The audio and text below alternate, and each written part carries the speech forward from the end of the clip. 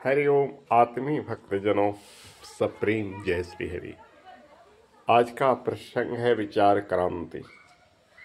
क्रांति दो प्रकार की होती है, एक शस्त्र क्रांति, एक विचार क्रांति। विचार क्रांति उसे कहते हैं जो विचारों से परिवर्तन लाए। क्रांति का मतलब होता है परिवर्तन, अर्थात जो युग को विचारों से बदल देने की शक्ति रखता है वो विचार क्रांति कहलाती है। परम पूज्य गुरुदेव आचार्य पंडित श्री राम शर्माचार्य जी ने विचार क्रांति अभियान चलाया। युग निर्माण योजना गायत्री परिवार के संस्थापक ब्रह्मनिष्ठ तपोनिष्ठ वेद मूर्ति परम पूज्य गुरुदेव आचार्य श्री पंडित श्री राम शर्माचार्य जी महाराज ने विचार क्रांति अभियान चलाया। विचारों को बदलना है। गुरुदेव ने लिखा कि 24 वर्षों की कठोर पुरस्चरण की मेरी सिद्धियां तो ताले में बंद है। मैंने जो कुछ भी इतना गायत्री परिवार का फैलाव किया है, इतनी साहित्य सृजन किया, सब मेरे विचार क्रांति का फल है। और आगे भी जो कुछ भी होगा विचार क्रांति से ही ये परिवर्तन होगा। जी हाँ, सचमुच विचारों में बहुत बड़ी ताकत है। विचार शस्त्र से ज्यादा प्रहार करता है, इसलिए हथियार उठाने की बजाय विचारों से पलटिए लोगों को।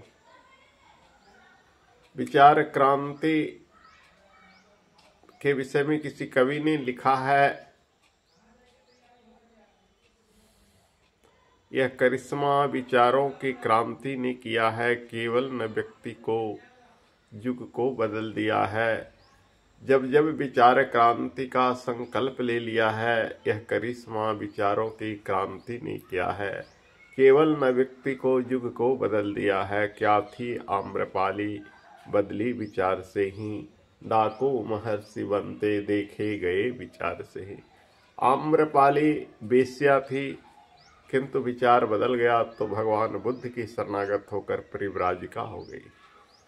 डाको अंगुलीमाल कितना खूंखार डाकू था, जिसे प्रेसेनजीत जैसे उस समय के तत्कालीन सम्राट, जिनके पास बहुत सारी सेनाएं थी, फिर भी उसे न पकड़ पाए न उसे बदल पाए। लेकिन एक निशस्त्र भगवान बुद्ध, जिनके हाथ में कोई हथियार नहीं, उसने उस दुर्दान डाकू को बदल दिया। महर्षि नारद बिना बजाने वाले, जिनके पास कोई हथियार नहीं, रत्नाकर जैसे डाकू को वाल्मीकि जैसे सिद्ध शांत और महाकवि वाल्मीकि बना दिया, जिसने हमें आदि काव्य रामायण दिया। हमारे देश की आज़ादी में भी अहिंसावादी लोगों की भूमिका कम नहीं रही। सुभाष चंद्र बोस गरम दल के नेता थे तो महात्मा गांधी नरम दल के नेता थे। कहते हैं कि गांधी जी की विचारों ने युग को बदलने का काम किया, अंग्रेजों के खदेड़ देने का काम किया। किसी राष्ट्रीय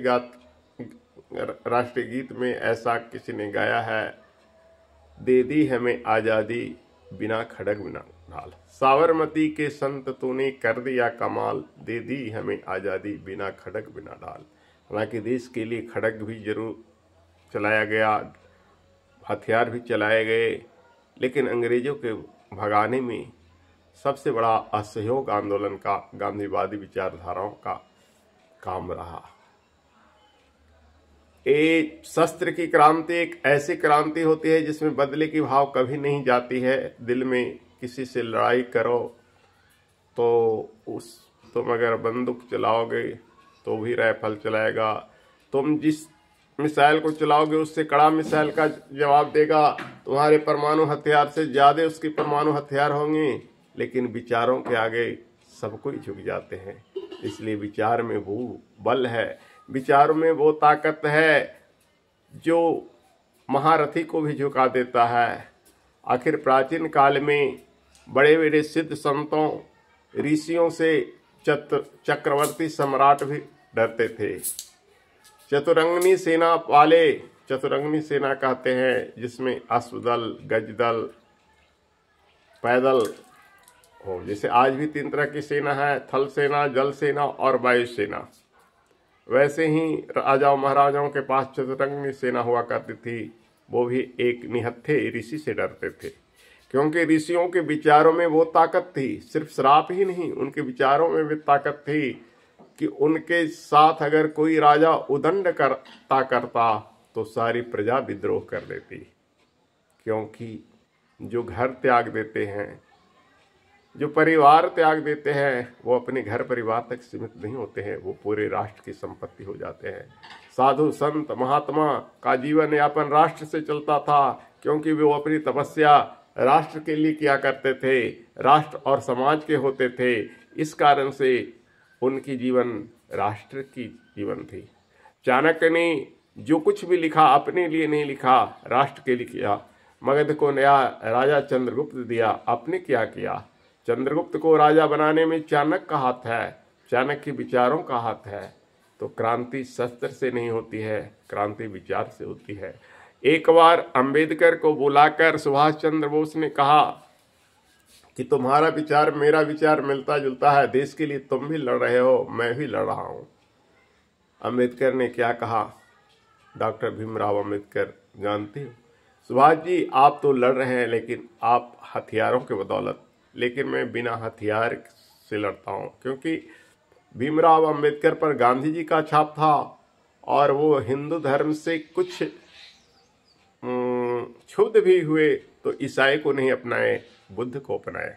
क्योंकि बुद्ध अहिंसावादी विचारधारा के द्योतक थे, और भगवान बुद्ध का, इससे अंबेडकर में स्वदेश प्रेम झलकता है। आज बहुत सारी छोटी जातियों को बहलाकर फुसलाकर ईसाई बनाया जा रहा है, लेकिन भीमराव अंबेडकर छोटी जातियों के लिए प्रयत्न किए, लेकिन ईसाई नहीं बने, बौद्ध बने। क्योंकि बुद्ध हमारे देश के थे, उन्होंने देश का धर्म अपनाया, बुद्ध धर्म अपनाया, विदेशी ईसाई को नहीं अपनाया। आज अफसोस है कि हमारे भारत में बहुत सारे ईसाई मिशनरियां चल रही है, और छोटी छोटी जातियों को बहलाकर फुसलाकर पैसे के लोभ लालच देकर ईसाई बना रहे हैं। अरे जो अंबेडकर का जय लगाते हैं वही ईसाई बन रहे हैं। सीखना है तो तुम अंबेडकर से सीखो तो जरा। अंबेडकर ने ईसा मसीह को नहीं माना, क्योंकि ईसा मसीह विदेशी थे। ईसा मसीह से ज़्यादा अगर कोई सिद्ध पुरुष थे तो भगवान बुद्ध थे, जो भगवान कहलाए। ईसा मसीह भगवान नहीं कहलाए, उन्होंने गॉड को माना है, लेकिन खुद भगवान बन गए बुद्ध।